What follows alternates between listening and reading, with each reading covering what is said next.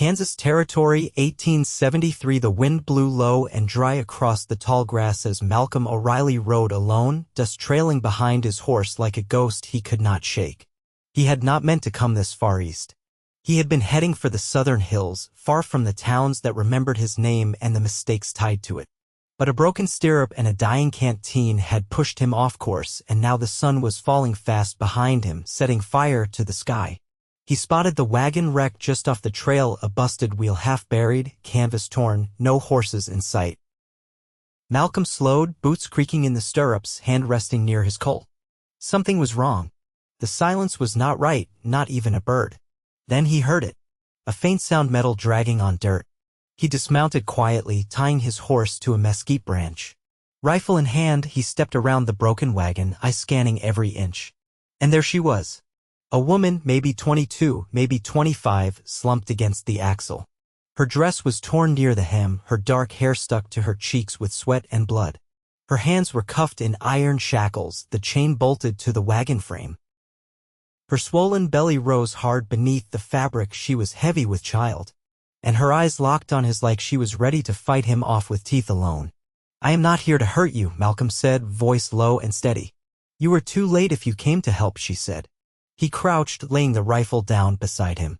"What happened?" "They took the others. Left me when I started bleeding. Thought I would die slower." Her voice cracked. "You ride on. If they see you here, I am not leaving you like this." He reached for his satchel, pulled out a canteen. She hesitated, then drank, water running down her chin. "What is your name?" she asked. "Malcolm O'Reilly." He pulled out his knife and looked at the chain. "Yours, Oleah Dawson." He worked the blade into the rusted bolt. "Who chained you?" "Men from a traveling gang. Called themselves lawmen. They were not." Her voice was calm, but something behind it trembled. "They killed my husband 3 towns back. Wanted me for labor, and other things." Malcolm's jaw clenched. The bolt gave with a groan. The chain snapped free. Oleah cried out as she pulled her arms close. He caught her before she fell sideways. "I have you," he said. "I can walk," she whispered, though her legs shook. "Not far. Not like this." He lifted her, careful of her belly, and carried her to his horse. "Where are we going?" she asked. "Anywhere but here." By the time he had her in the saddle, the sun was gone, and the prairie turned blue and gray. He rode with her pressed to him, her head tucked beneath his chin. They made camp by a narrow stream beneath cottonwoods. She sat close to the fire, wrapped in his coat. He cooked beans and jerky, but she barely touched it. "You need to eat," Malcolm said. "I will. Just not yet." She looked at him now fully, no longer just the man who freed her. "Why did you stop?" "I was not always good. I am trying to be better." She studied his face. "You do not need to prove anything." He looked away. "Maybe I do." That night, Malcolm took the first watch. Oleah slept fitfully, one hand over her belly, the other curled beneath her chin. He kept the fire low and his rifle across his lap. Before dawn, he heard horses. He moved fast, shaking her awake. "Oleah, we have to go." She sat up fast, pain flashing across her face. "It is them." "How many?" "4. Maybe 5. They packed in silence. He helped her onto the horse, then climbed on behind her. They rode hard, the prairie opening before them like a sea of gold. He knew a ridge up ahead, a place with cover. Behind them, dust rose. "They are close," she whispered. "I know." They reached the rocks, and he pulled the horse behind a boulder, helping her down. "I want you to stay hidden," he said. "No matter what. I cannot let you face them alone. I am not asking you to. I am telling you I will end this." She touched his arm. "Do not die for me, Malcolm." He looked at her then, really looked. "I am not dying. I am fighting. And I am not leaving you." The first rider came into view. Malcolm fired. The man fell. Another came from the left. Malcolm dropped him with a clean shot to the chest. Then 2 at once. He rolled behind another rock, reloaded fast. One bullet grazed his arm. He barely felt it. He fired again. Another horse screamed and bolted. The last man tried to run. Malcolm shot his horse's leg, forcing him to the ground. He walked over, gun raised. The man looked up, blood on his lip. "We were just doing what we were paid to do." Malcolm lowered the barrel. "You chained a pregnant woman to a wagon and left her to die." "Not my call." Malcolm hit him once, hard, and the man went still. He walked back to Oleah. She stood, hands on her belly, tears in her eyes. "Are you hurt?" she asked. "No." "Then come here." He stepped in, and she wrapped her arms around him. "You saved me." He held her, heart pounding. "I will not let anything happen to you," he said. She leaned back just enough to look at him. "I believe you."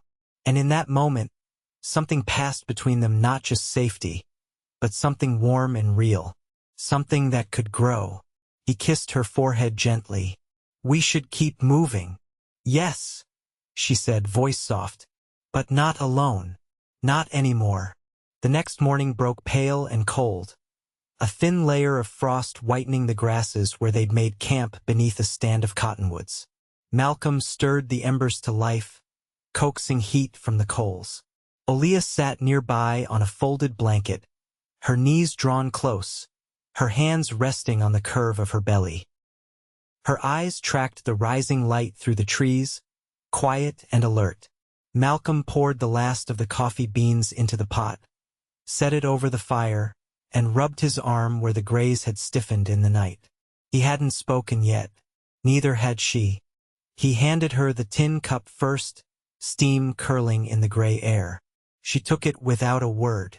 They sat like that for a while, the silence not uncomfortable, just full.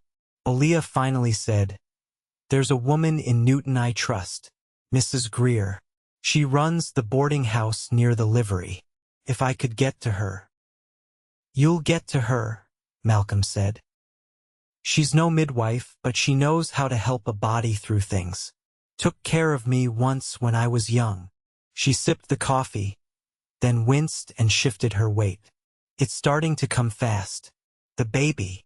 He looked at her, sharp. "How close?" "I don't know, but closer than I want it to be out here." Malcolm stood. "Newton's 4, maybe 5 days if we keep to the river's edge. Less if we push." She looked up at him. "You think it's safe now?" "No, but I don't think they'll come again.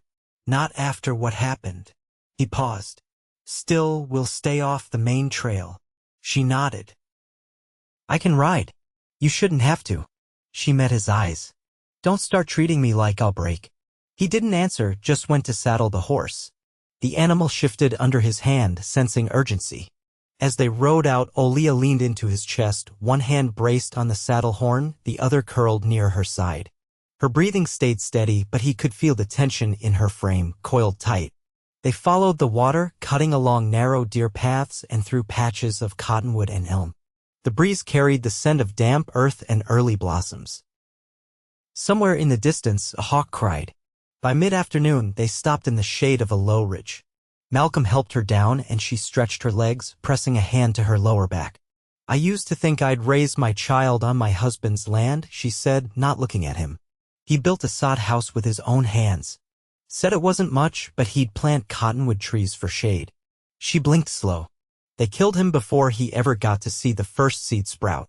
Malcolm crouched beside the horse, adjusting the saddle straps. He didn't speak, but his stillness said enough. "I never got to bury him," she added. "Just saw them drag his body behind the wagon and leave it there." Malcolm stood slowly. "There's no way to make that right. But there's a way to make sure you and your child have something better than what they tried to leave you with." She looked up at him, a long moment passing between them. "Why are you doing this for me?" "Because I remember what it feels like to be forgotten." He glanced down the trail. "And I'm not going to let that happen to you." She exhaled and nodded, then reached for his arm. "I want to believe there's still men like you." He didn't smile, didn't answer. Instead, he offered his hand, helped her back into the saddle, and they rode on. That night, they made camp in a dry arroyo, shielded by stone and brush. Malcolm gathered kindling while Oleah rested on a bed of flattened grass. Her breathing deepened, and he could see the strain around her mouth. As the fire caught, she whispered, "The baby moved." He turned, knees bent beside her. "How strong? Enough to make me catch my breath, like it's trying to make itself known." He nodded. "That's a good sign." She reached out, took his wrist. "Will you be there?" "When it comes." His hand closed over hers. "I'll be wherever you need me to be." She looked at him as though weighing something unspoken. Then she lay back, eyes fixed on the stars above. "I used to think love came all at once," she said. "But maybe it comes quiet. Like this. Like you." Malcolm didn't answer. He just reached for his rifle, settled it across his lap, and kept watch until the fire burned down to coals. The ground narrowed where the river pulled south through limestone bluffs, and the trail became a ribbon of packed clay lined with thornbush and low cedar. Their horse moved slower now, cautious on the sloping path. Malcolm walked beside it, reins in one hand, the other ready near his belt. Oleah rode upright, jaw tight, her hands gripping the horn not for balance, but to steady the weight of what was coming.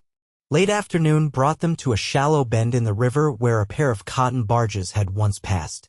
The remains of a rotted ferry post still jutted from the bank.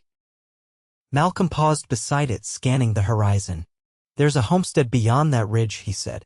"Smoke's been rising steady for an hour. Could be a family. Could be a trap." Oleah adjusted her shawl. "If it's a family, they might have food. Or cloth. I'm near out of both." "I'll go ahead," he said. "You stay with the horse under those willows." She didn't argue.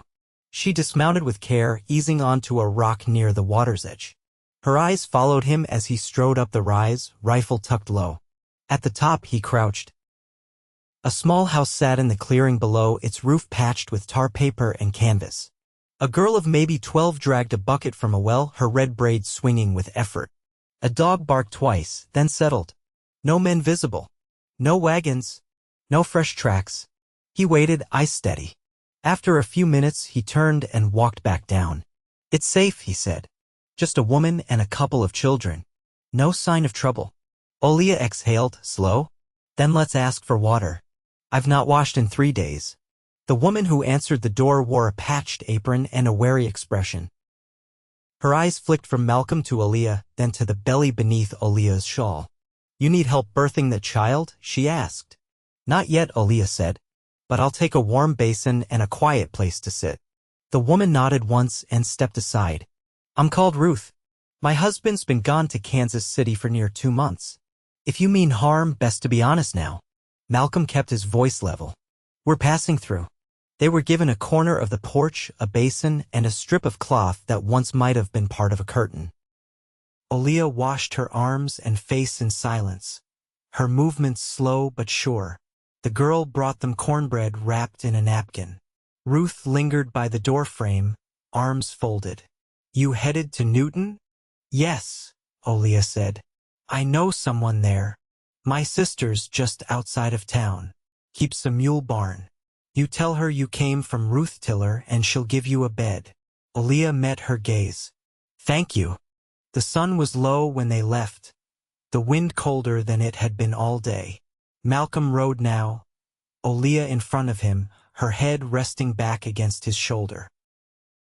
He kept one arm around her waist, steadying her as the horse picked its way through brush and stone. She spoke without lifting her head. "You ever think about starting over?" "Too many times," he said. "Never knew where to start. My husband used to say the same. He wanted to build something that would last. Something no one could burn down. What would that be?" She was quiet a moment. "A home that didn't depend on land or walls. Just people. A man who stayed. A child who knew peace." The wind stirred her hair across his chin. He didn't answer, but he held her a little closer. They stopped for the night near a split in the river where a few stones rose clear of the current. He gathered dry grass and kindling, while she unrolled her blanket close to the fire. After they'd eaten, she sat watching the flames, Her fingers curled around her knees. "You ever lose someone?" she asked. He didn't look up from where he was oiling his rifle. "My brother. Shot outside a saloon in Fort Scott. He was 17. "What happened?" "He tried to stop a man from beating a woman. He wasn't fast enough." She studied him but didn't ask more. Instead, she leaned back on one elbow and looked toward the stars. "This child will grow up not knowing his father. But maybe he'll know something better." Malcolm met her eyes.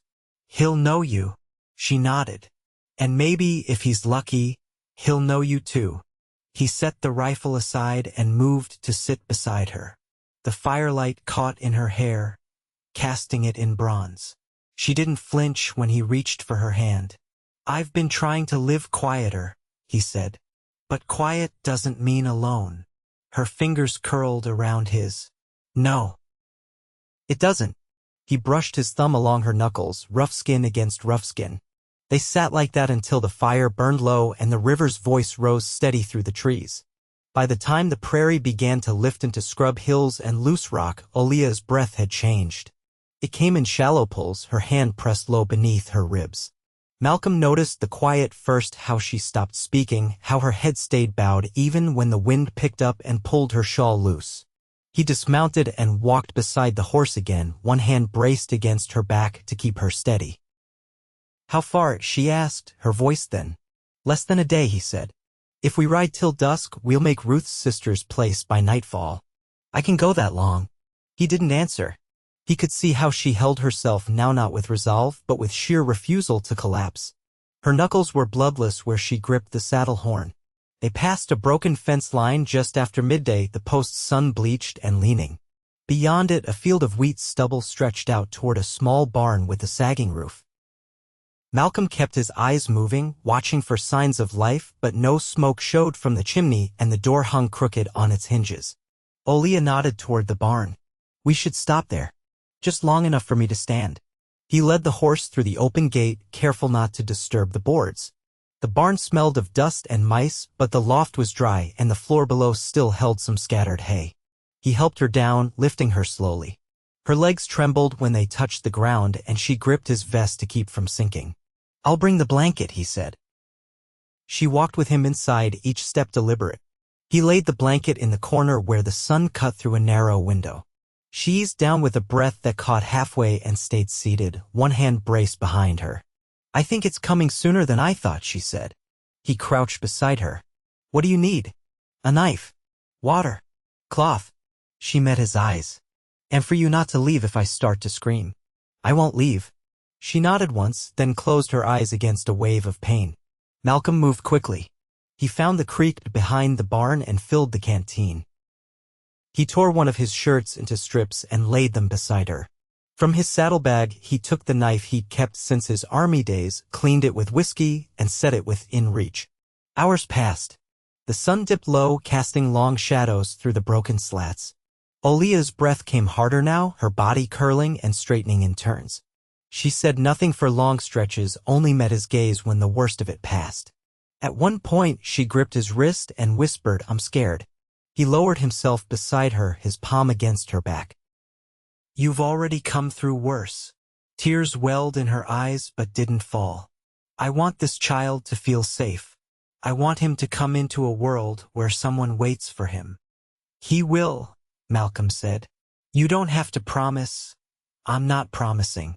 I'm telling you." She looked at him then, as though seeing something she hadn't dared believe. Night fell.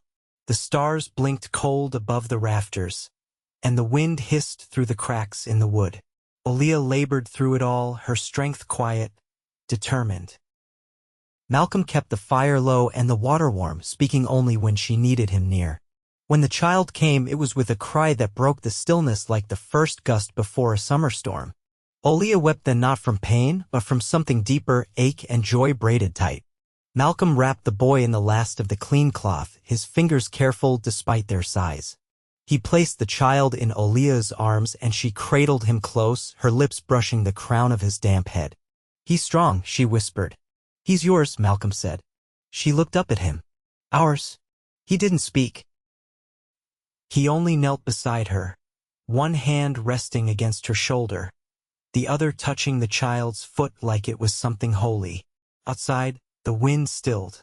Inside, there was only the sound of breath and heartbeat, of something new beginning. She leaned against him, her head on his chest, the child sleeping between them. "I want to build something," she said. "Not from wood. From this. From us." He kissed the top of her head, his voice low. "Then we will." And they stayed like that until the sun rose, and the world began again. The trail into Newton was rutted from spring rains, its edges softened by weeks of wagon wheels and hooves. Malcolm led the horse at a slow pace, Oleah in the saddle with the baby nestled against her chest, both wrapped in the thick wool shawl Ruth had pressed into their hands before they'd left the barn. The town came into view just past midday, weathered storefronts, a church steeple, smoke rising from chimneys in soft curls. Farther west, the rail yard clanked and groaned, the steel lines humming with the weight of distant freight. Malcolm kept his hand on the reins and his eyes on the road, but Oleah touched his forearm gently. "It's strange," she said. "I used to think I was headed here to survive. Now it feels like I'm arriving for something more." He glanced at her, then at the bundle in her arms, and gave a small nod. They found Ruth's sister behind the mule barn, a tall woman with sleeves rolled past the elbow and a voice like split hickory. She looked Oleah over once, then beckoned them inside a lean-to behind the main building where a cot had been made up. The air inside smelled of hay and lye soap, and the window let in just enough light to see by. "You'll stay here," the woman said. "I'll fetch warm water and something to eat." Oleah sat slowly on the cot, adjusting the baby's blanket. "What's your name?" "Etta," she said. "Don't worry about coin. Ruth already told me." Then she turned to Malcolm. "You sleep in the loft. Ain't got room for two down here." "I'm not going far," Malcolm said. Etta gave him a long look. "Didn't figure you would." That night, the wind picked up again, rattling the shutters and whistling under the eaves. But inside the lean-to, it was warm. The baby stirred only once, fussing until Oleah hummed something soft and wordless, her hand cradling his back. Malcolm sat beside her, watching the shadows shift across the floor. "I thought I'd feel finished," she said. "Like after everything, the end would be the quiet. But it's not." He leaned forward, elbows resting on his knees. "What is it then?" "A beginning I didn't expect." She looked down at the baby. "He doesn't carry the weight of what came before. He's something new." Malcolm didn't speak, but his eyes held steady on hers. "I want to name him Samuel," she said. "My mother's father. He was kind. Kept bees, never raised his voice." "Samuel fits," Malcolm said. She looked at him then, her voice quieter. "You saved me, Malcolm." "I didn't do it alone," he said. "You stayed when you didn't have to. You fought when you didn't owe me anything." He reached for her hand, fingers closing around hers. "I stayed because I wanted to. I want to still." She looked down at their joined hands, then back at him. "I've seen what love looks like when it turns cruel, but I've never seen what it looks like when it's steady." He brushed his thumb along her wrist. "It looks like this." She leaned in slowly, her forehead against his, the baby breathing gently between them. When their lips met, it was quiet and certain, like reaching home at last. They spent the weeks that followed in the little lean-to while Etta found them a spot near the edge of town, a small sod house that had stood vacant since winter. The roof needed patching and the hearth smoked on windless days, but the walls held firm and the door closed tight. Malcolm built a cradle from pine boards he traded for at the mill, and Oleah stitched curtains from torn muslin, each piece sewn, while Samuel slept on her chest. Malcolm found work with the cattle pens near the rail yard, hands bloodied but sure, his name now spoken without shadow. Oleah took in mending from the women in town and tended a small garden behind the house where she planted marrow beans and sweet herbs once the frost passed. One early evening, she stood at the threshold of their home, Samuel in her arms, watching Malcolm return from the pens. His shirt was damp at the collar, dust clinging to his boots. When he reached her, he pressed a kiss to the baby's head, then another to her cheek. "I fixed the gate," he said. "It won't swing open now." "You're the only thing keeping it shut," she teased. He smiled, brushing a strand of hair from her jaw. "And I'll keep doing it." Later, as dusk settled and the fire crackled low, Oleah rested against Malcolm's chest on the settle bench, Samuel asleep in the cradle nearby. "I never thought I'd feel safe again," she whispered. "You are," he said. "You always will be." She turned her face into his neck, breathing deep.